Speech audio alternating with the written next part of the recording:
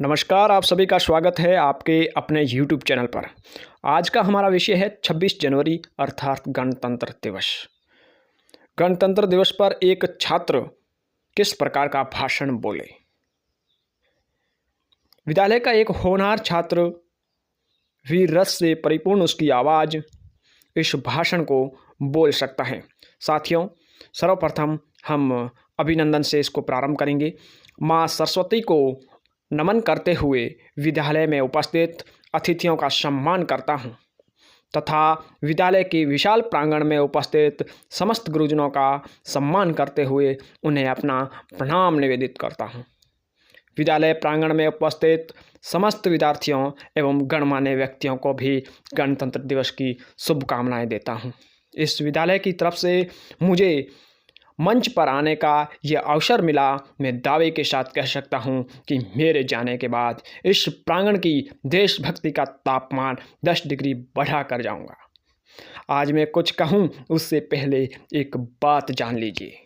आज न हिंदू के लिए न मुसलमान के लिए शब्द निकलेगा तो सिर्फ हिंदुस्तान के लिए, क्योंकि मैं इसका हनुमान हूँ और यह देश मेरा राम है। सीना चीर कर देख लो, अंदर बैठा हिंदुस्तान है, अंदर बैठा हिंदुस्तान है। बचपन में मैंने इस देश की मिट्टी खाई थी, इसीलिए मेरे खून में देशभक्ति के जज्बात जिंदा है। आज हम सभी जानते हैं कि आज हमारा 75वां गणतंत्र दिवस मनाया जा रहा है, परंतु ये गणतंत्र दिवस मनाने का अवसर ऐसे ही हमें नहीं मिला। ये अंग्रेज़ों की गुलामी की बेड़ियों जंजीरों को तोड़कर पैरों तले मसलकर क्रांतिकारियों, युवाओं व किसानों ने आंदोलन कर उम्मीद की ज्वाला को पोषित किया, जिसे संविधान सभा में भेजे गए हमारे उन नेतृत्वकर्ताओं ने देश को एक लिखित दस्तावेज प्रस्तुत किया। हमारी भावनाओं, कानूनों, नियमों, अधिकारों व संस्कारों से परिपूर्ण इसी दस्तावेज को हमने 26 जनवरी 1950 को अपने संविधान के रूप में स्वीकार किया और इसी संविधान को विश्व का सबसे बड़ा लिखित संविधान कहा जाता है।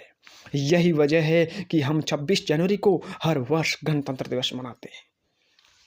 यही कारण है कि मायूस से चेहरे पर भी इस लहराते तिरंगे को देखकर चेहरे पर नन्ही सी मुस्कान आ ही जाती है।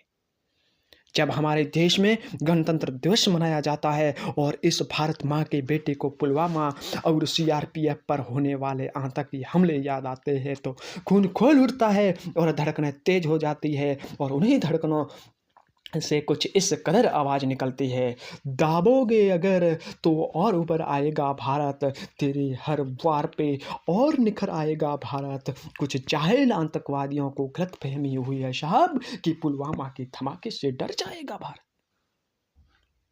ये पाक तेरा ख्वाब नजारा ही रहेगा, ये पाक तेरा ख्वाब नजारा ही रहेगा, तो किस्मत का मारा है मारा ही रहेगा। तेरे हर सवाल का जवाब करारा ही रहेगा। कश्मीर कल हमारा था और हमारा ही रहेगा, हमारा ही रहेगा।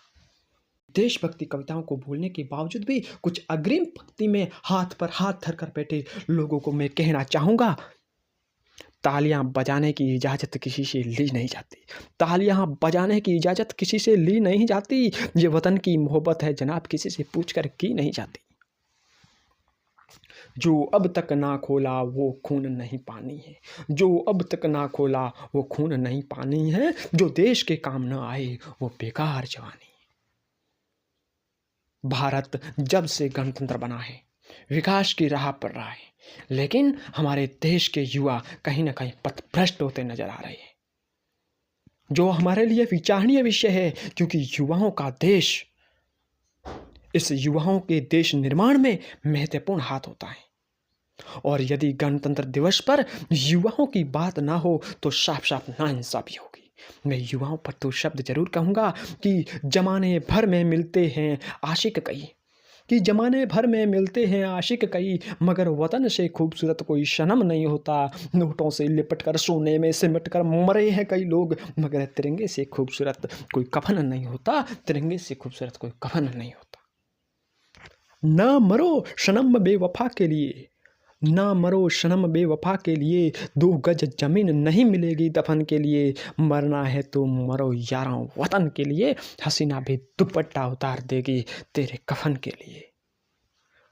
दोस्तों, हमारे देश की हालात इतनी दयनीय व कमज़ोर होती नज़र आ रही है कि जाति व धर्म के नाम पर देश में बंटवारा किया जा रहा है। लोगों में आपसी क्रूरता वैमनस्य बढ़ता जा रहा है। तो उन निम्न श्रेणी के राजनीतिज्ञों व भ्रष्टाचारियों को मैं बताता कि किसी को लगता है कि हिंदू खतरे में है तो किसी को लगता है कि मुसलमान खतरे में हैं। अरे धर्म का चश्मा उतार कर देखो मेरे यारों, पता चलेगा कि हिंदुस्तान खतरे में है, हिंदुस्तान खतरे में। खूब बहती है अमन की गंगा बहने दो, खूब बहती है अमन की गंगा बहने दो, मत फैलाओ देश में दंगा रहने दो।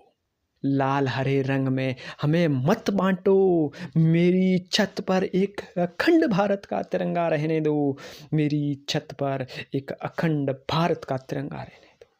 दोस्तों, जैसा कि हमारे देश में खाने में नमक हो या न हो, लेकिन देश का नमक हमारे खून में होना चाहिए, क्योंकि यूं ही गणतंत्रता व स्वाधीनता हमें खैरात में नहीं मिली। उठो, जागो, पढ़ो और देखो कि कितनों ने बलि चढ़ाई है।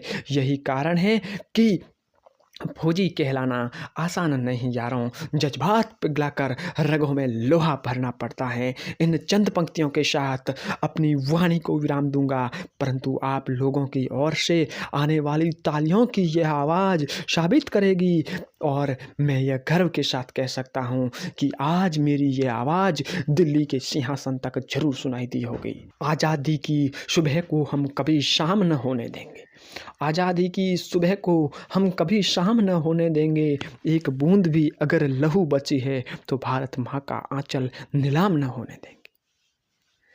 नफरत बुरी है न पालो इसे, नफरत बुरी है न पालो इसे, दिलों में खालिश है निकालो इसे, दिलों में खालिश है निकालो इसे। न तेरा न मेरा न इसका न उसका, यह वतन सबका है, संभालो इसे, संभालो इसे। जय हिंद, वंदे मातरम, जय भारत।